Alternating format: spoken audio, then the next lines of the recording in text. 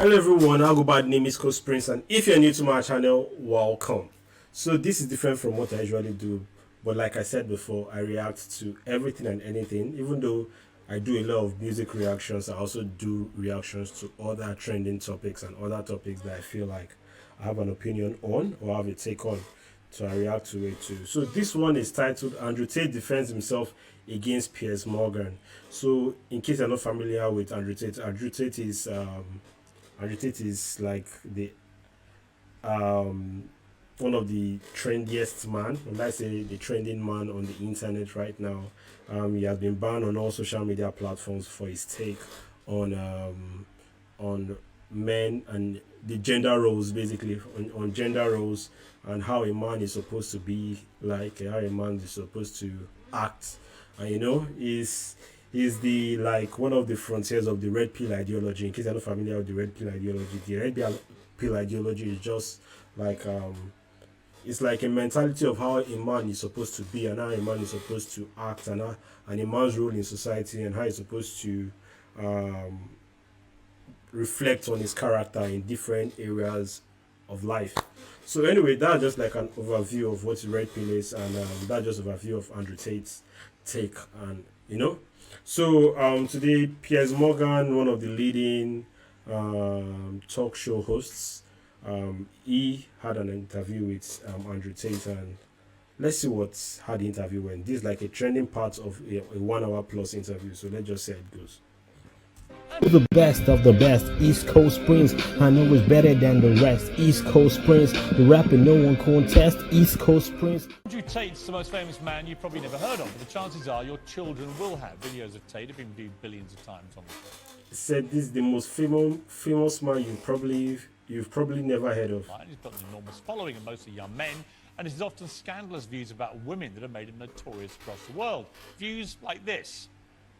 So I think my sister is her husband's property, yes. When a bride is walking down the aisle to marry the groom, the father walks next to her and gives her away. True or false? True. Tate's opinions on mental illness are equally controversial.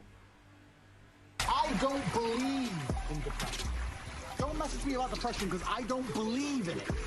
If you're asleep in your bed in the middle of the night and you hear a noise and you believe in ghosts, now you're afraid. But if you don't believe in ghosts, it's the wind and you go back to sleep. You give the ghosts power by believing in them. Well, this summer, every major social media platform banned Tate amid a global backlash of concerns about his influence on the young people who watch him. But copies of his videos are still shared millions of times every day. This show is called Uncensored. One of the challenges views directly, so he flew from Romania to sit here in this studio, and the full explosive interview airs later this week. Here's a bit of what's to come. Do you respect women? Absolutely. Why wouldn't I? Do you think that 18, 19-year-old women are more attractive than 25-year-old women? I think there's attractive people. That's a loaded question. I don't know. Well, it's not really, is it? I can't. You know why I'm asking you? Of course I do, but I can't sit here and for say. the benefit of viewers who don't know why I'm asking, you said this. In general, this is also one of the reasons men find youth attractive. You want to blow up the internet? I'll blow up the internet right effing now. The reason 18 and 19-year-olds are more attractive than 25-year-olds is because they've been through less dick. People say, oh, you can't say that, but yes, I can. A 19-year-old is more attractive than a 26-year-old woman, and I'll tell you why. Because that 26-year-old has talked to more guys, been to the club more times, been effed and dumped more times, more arguments, more mess, more for me to clean up. That is misogyny. Why? Because you are encouraging a mindset about 25-year-old women that makes them sound out to be infinitely less desirable than 18, 19-year-olds, and having effectively been having too much sex to be taken in a more respectful way. First of all, that's not misogyny. Misogyny is hatred for women. But he never, in his statement, talking about how 19-year-olds, how men find 19-year-olds generally more attractive than older ladies, like the 25-year-old, using sex as a parameter for why the younger one is more desirable. That can't be classified as misogyny in any way. So let's see what Andrew Tate says. Well, firstly, even if that was the case, that wouldn't be misogyny. But what did you mean by what you said? That's not misogyny because it's not anti-women. I'm saying that an 18 or a 19-year-old woman would be more desirable. Pretty anti-25-year-old woman. Anti-25-year-old women we can argue, but not misogyny. Well, that's misogyny. No, it's not. Well, being anti any woman at all is misogyny. Not when I'm saying that women are beautiful and attractive at a certain age and saying the age. You're saying 18, 19-year-olds are more attractive. First of all, I don't like the way Piers Morgan is always interrupting anytime Andrew Tate is about to talk and explain what he meant in that context. Piers Morgan is not allowing him to talk. And first of all, Piers Morgan is trying to force his opinion on Andrew Tate. I don't know, I think this is a method to which a lot of presenters do to make the other person yield to their own opinions and just to win an argument. But then again, his points are not clear. That's his statement. It doesn't just make sense. Saying that Andrew Tate's take on 25 years old and 25-year-old to older women basically are less attractive to men is misogyny. Like how? It doesn't make sense. It's less attractive. He didn't say he hates them. He didn't say that is anti-women or he's anti-26 to 28. He just said that they are less desirable to men than the younger ones. It's in no way misogyny. So let's listen to how it goes. It's even 25. Well, then ageist perhaps, but misogynistic absolutely Is that not. but you just accepted it was misogyny. No, I didn't. You said it was Yes. You said something and you said you accepted. How? misogyny. I'm telling you, no, it's not. But if a 26-year-old woman is watching this and has heard those comments, Yeah. would you just say to her, look, I'm sorry, I shouldn't have said that? No, I won't. I will say that I am sorry that offends you. However, there's a large contingent of the world. That doesn't mean you're sorry.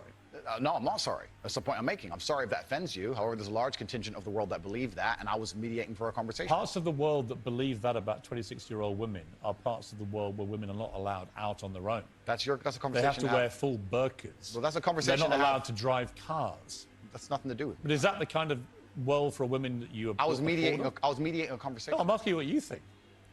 I don't live in a country where that happens. So you're using that as the excuse for why you're not sorry for saying it. It's not an excuse. Is that there are parts of the world where this is fine? My friend. So my question to you is, well, do you think it's fine?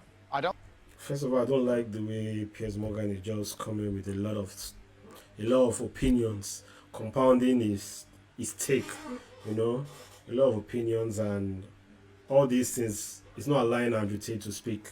Tate is there. I appreciate the fact that he's maintaining a very high level of composure and he's still not allowing Piers Morgan get to him, because Piers Morgan is clearly trying to use this interruption tactics to win this argument. But let's see how it goes. I don't think it's fine. I live in a world where You don't think it's fine?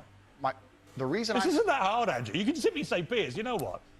With the benefit of hindsight, I wish I hadn't said it like that. And if a 26-year-old woman's watching, I'm sorry I said that, because that actually is blatantly misogynist. And even though that's a view held by other parts of the world, it's not a view I share. Now, I would respect you more if you said that than if you try and say, well, it's said in other parts of the world, so I'm not sorry. I think that doesn't tell me what you think. Then you need to understand why my content existed in the first place. My content existed because I tried my very hardest to be an absolute and utter realist, especially with uncomfortable truths. I was pointing out that very uncomfortable. Is that a truth? It's an uncomfortable truth in many parts of the world. It's not a truth that I'm happy about. An inquest this week found that a 14-year-old girl, Molly Russell, died from an act of self-harm while suffering from depression and the negative effects of online content. The coroner said she was exposed to material that may have influenced her in a negative way, and in addition, what started as depression had become a much more serious depressive illness, and she very sadly took her life. That's absolutely disgusting. Right. Like, from nowhere, Andrew Tate has not finished talking about the take. He brings up another story of something totally not related to Andrew Tate in any way, and he wants Andrew Tate to speak on it. Like, is this not him trying to set booby traps for Andrew Tate to fall on? Like, it's just clear that this guy his debate tactics here is clearly not working, and it's not funny to see. It's not visually pleasing, to be honest. Right. Her father's campaign for better protections against potentially dangerous social media algorithms, right? It says that the particularly graphic content she saw romanticized acts of self-harm, normalized her condition, and focused on a limited and irrational view without any counterbalance of normality. First of all, what is your response to that? Nothing to do with you. That's the first thing. Yeah, it is nothing to do with me. fact that a 14-year-old girl took her life is truly sad. The world we live in today is, the fact that something like that happened is almost mind-blowing to me. That's truly sad. I actually feel sad inside to see something like that. What has come clear to me in the interview is that a lot of things you say you wouldn't say now that you've said before. But I'd say them differently, perhaps. Yeah, right. So to me, that's an acceptance. Not just that you want to get back on platforms, because maybe that was one of the reasons you were no platform, but that you've recognized and understood the potential harm to the wrong kind of impressionable mind by some of the things you've said. Would that be fair? I think that's 80% fair. I recognize and understand that with massive fame, you have to be more careful about being misconstrued. Like I said earlier, 1% of people misunderstanding you doesn't matter with a small audience. It matters with a very large audience. With power comes responsibility. I still believe the things I say. I do not want to be a negative force for the world. I also understand that I am a man who's lived a very difficult, nuanced life, and I am capable of making nuanced points that may be misunderstood by teenagers. However, that can be said about anybody and everything. Every opinion online can be misunderstood by children. Trying to protect children from the internet is a very interesting subject in and of itself, because I would argue that 80% of the content on the internet can be negative. So, here's my take on what on this whole argument.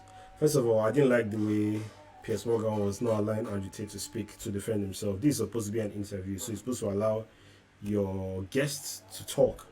So second of all, the way he suddenly brought up the story of the girl that took her life, that was brought it up and somehow trying to tie it into the reason why Andrew Tate was bad and why what he did is detrimental to people.